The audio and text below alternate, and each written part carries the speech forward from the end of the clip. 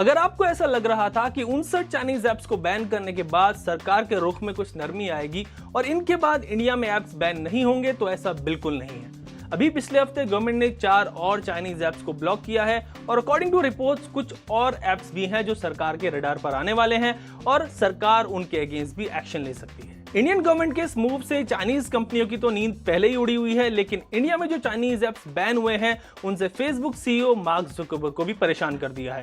Zuckerberg क्यों परेशान है? वो इसलिए क्योंकि उन्हें लगता है कि चाइनीज ऐप्स की तरह इंडिया में फेसबुक भी बैन हो सकता है। वैसे इंडियन आर्मी तो सोल्जर्स के लिए फेसबुक और इंस्टाग्राम को पहले ही बैन कर चुकी है, लेकिन अब जुकरबर्ग को लगता है कि गवर्नमेंट भी फेसबुक को पूरे देश में बैन कर सकती है।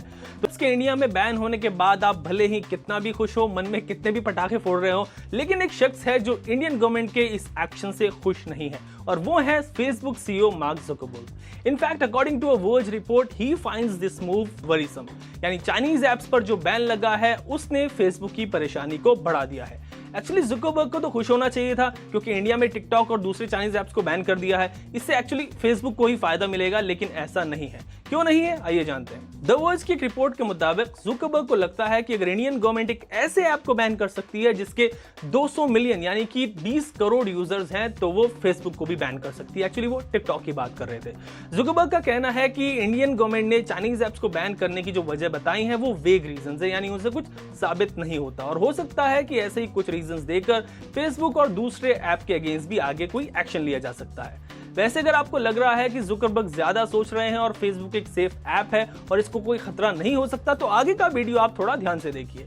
एक्चुअली सबसे पहले तो यही जानिए, जैसे मैंने आपको बताया कि इंडियन आर्मी ने फेसबुक और इंस्टाग्राम को ऑलरेडी सोल्जर्स के लिए बैन कर रखा है। इसके अलावा फेसबुक के इस डर की सबसे बड़ी वजह यह है कि कंपनी पहले से ही डेटा सिक्योरिटी को लेकर कई देशों में कंट्रोवर्सी में फंसी हुई है। इसके अलावा फेसबुक पर इलेक्शन में इंटरफेयर करने के और ओपिनियन को इन्फ्लुएंस करने के इल्जाम भी लगे हैं। ऐसे में जुकरबर्ग को लगता है कि अगर ये ऐप्स को बैन करने का प्रेसिडेंट सेट हो गया तो इसकी जद में फेसबुक भी आ सकता है। आपको फेसबुक का कैम्ब्रिज एनालिटिका स्कैंडल तो याद ही होगा, जिसमें करोड़ों लोगों का डेटा चुराया गया था और उसे पॉलिटिकल एडवर्टाइजमेंट के लिए यूज किया गया था। ऑस्ट्रेलिया में तो अभी मार्च में फेसबुक पर कैम्ब्रिज एनालिटिका स्कैंडल को लेकर एक केस भी किया गया है। और पिछले हफ्ते ऑस्ट्रेलिया के ही एक major publication Sydney Morning Herald में छपे एक आर्टिकल में कहा गया था कि फेसबुक लोगों का डेटा चुराता है और उसे एडवर्टाइजर्स और पॉलिटिकल पार्टीज को बेचता है।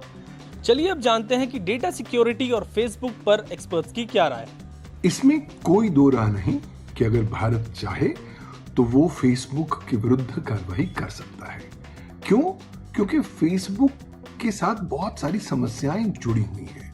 पहली बात तो अगर आप उसके टर्म्स एंड कंडीशंस पढ़ेंगे, उसकी प्राइवेसी पॉलिसी पर नजर डालेंगे, तो आपको बहुत स्पष्ट हो जाएगा कि फेसबुक आपकी इज्जत नहीं करता।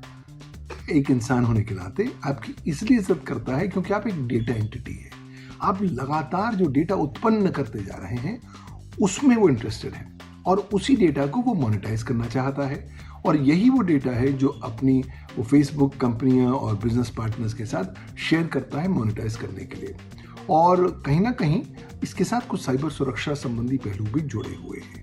यही कारणवश है कि भारतीय सेना ने दिशा निर्देश दिया है कि 15 जुलाई 2020 से कोई भी भारतीय सेना के साथ जुड़ा हुआ अधिकर्मी 89 प्रकार के ऐप्स को इस्तेमाल नहीं करेगा और उन सूची में फेसबुक और इंस्टाग्राम दोनों शामिल हैं। तो अभी तो शुरुआत सिर्फ आर्म्ड फोर्सेस तक हुई है। मुझे लगता है कि अगर भारतीय सरकार चाहे तो वो इस तरह की कार्रवाई फेसबुक के विरुद्ध भी कर सकती है। और सबसे महत्वपूर्ण बात, फेसबुक आपका बहुत सारा डेटा भारत से बाहर लेकर जा रहा है और उसका शोषण कर रहा है, जहां पर फायदा भारतवासियों को नहीं बन रहा। फायदा केवल फेसबुक और उसकी साथी कंपनियों को होता जा रहा है। चलिए अब जानते हैं कि फेसबुक आपका और हमारा कितना डेटा कलेक्ट करता है। तो वॉशिंगटन पोस्ट की एक रिपोर्ट के मुताबिक फेसबुक टिकटॉक से भी ज्यादा यूजर डेटा कलेक्ट करता है, यानी जितनी इंफॉर्मेशन टिकटॉक कलेक्ट करता है फेसबुक उतनी तो करता ही है। साथ ही साथ फेसबुक लोगों को अलग अलग डिवाइसेस पर भी ट्रैक कर सकता है। साथ ही अगर आप फेसबुक यूज नहीं कर रहे या फिर आपका मोबाइल फोन अगर ऑफ भी है तब भी फेसबुक आपको ट्रैक करता है। मतलब इतना डेटा कलेक्ट करता है जितना टिकटॉक भी नहीं करता। अगर आप फेसबुक के टर्म्स एंड कंडीशंस पढ़ें और प्राइवेसी पॉलिसी पढ़ें तो बहुत ज़्यादा क्लैरिटी नहीं होती कि फेसबुक क्या ठोस कदम उठा रहा है आपके डेटा के संरक्षण के प्रति, ताकि उसकी साइबर सुरक्षा में सेंध न लगाई जा सके। अगर साइबर सुरक्षा के संदर्भ में अगर आप बहुत चीज़ें ढूंढने का प्रयास कर रहे हैं तो हो सकता है मायूसी होगी। क्यों? क्योंकि स्पष्ट चीज़ें नज़र नहीं आती। और लाजमी सी बात है, जब फेसबुक आपकी डेटा को मोनेटाइज करना चाहता है, उसका शोषण करना चाहता है, तो वो साइबर सुरक्षा में बहुत ज़्यादा अपनी रुचि नहीं दिखाता। और यही कारणवश है कि कहीं ना कहीं अगर भारतीय सरकारी एजेंसीज का या सरकारी महत्वपूर्ण जानकारी अगर फेसबुक पर पहुंच गई तो न केवल उसका कमर्शियल दुरुपयोग हो सकता है, बल्कि साथ ही साथ उसका उपयोग इस तरीके से किया जा सकता है ताकि भारत की प्रभुता, अखंडता या सुरक्षा है वो भी नकारात्मक रूप से प्रभावित की जाए।